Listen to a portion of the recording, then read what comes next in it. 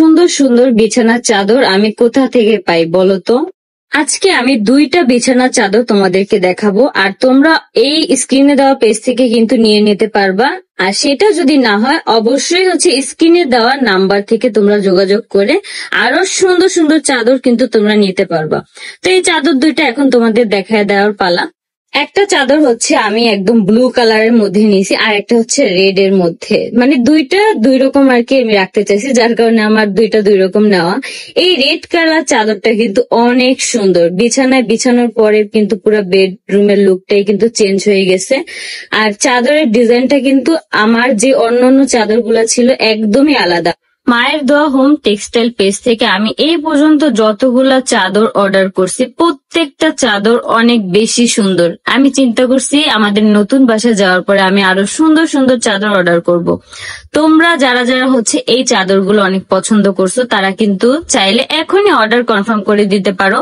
এই চাদরগুলা কিন্তু একদম রেডি করা, বলতে গেলে পুরা রেডি। তোমরা কিনবা, জাস্ট বাসায় এসে চাদরগুলা বিছাইতে পারবা। এই বালিশের কভার গুলা কিন্তু একদম বানানো, যার কারণে বানানোর কোনো ঝামেলা নেই। জাস্ট কিনবা আর বাসায় এসে সুন্দর একটা বেডরুমের লুক দিতে পারবা। এই চাদরটা পার্সোনালি আমার খুব বেশি পছন্দ, কারণ এটা একদম বাটিক প্রিন্টের মধ্যে, বলতে গেলে আমার আম্মুর বিশেষ করে এই চাদরটা অনেক বেশি পছন্দ হয়েছে। রেড কালারটাও আমার আম্মুর পছন্দ, আমার আম্মু লাল পছন্দ করে, কিন্তু কেন যেন এই চাদরটা অনেক বেশি পছন্দ করছে। এরপরে আমি বাটিক প্রিন্টের আরো অনেকগুলা চাদর অর্ডার করব, যাতে করে আমাদের বেডরুমকে একটা সুন্দর লুক দেওয়া যায়। তোমরা অনেকেই জানো আমি বাসা চেঞ্জ করব, তো তখন তোমরা আরো সুন্দর সুন্দর বেডশিট তোমরা দেখতে পারবা, যাতে করে তোমরাও সেই সুন্দর সুন্দর বেডশিট গুলা নিজেদের বাসার জন্য নিতে পারো। তো আজকের ভিডিওটা কেমন লাগলো অবশ্যই কিন্তু কমেন্ট করে জানাইতে ভুলবা না। আখি কিন্তু তার ভিডিওর মাধ্যমে বুঝিয়ে দিল খুব শীঘ্রই সে তার নতুন বাসায় উঠতে যাচ্ছে, এবং তার বাসাটাও কিভাবে সাজাবে সেটাও কিন্তু সে অলরেডি পরিকল্পনা করে নিয়েছে। যারা বলেছিল আখি নাকি ফকিন্নি, বস্তি, জীবনে কিছু করতে পারবে না, সারা জীবন নাকি তাদের পায়ের তলায় থাকবে, সেই আখি এখন কি কি করে দেখিয়ে দিচ্ছে, শুধু চোখ মেলেই দেখ আখি কি পারে আর পারে না।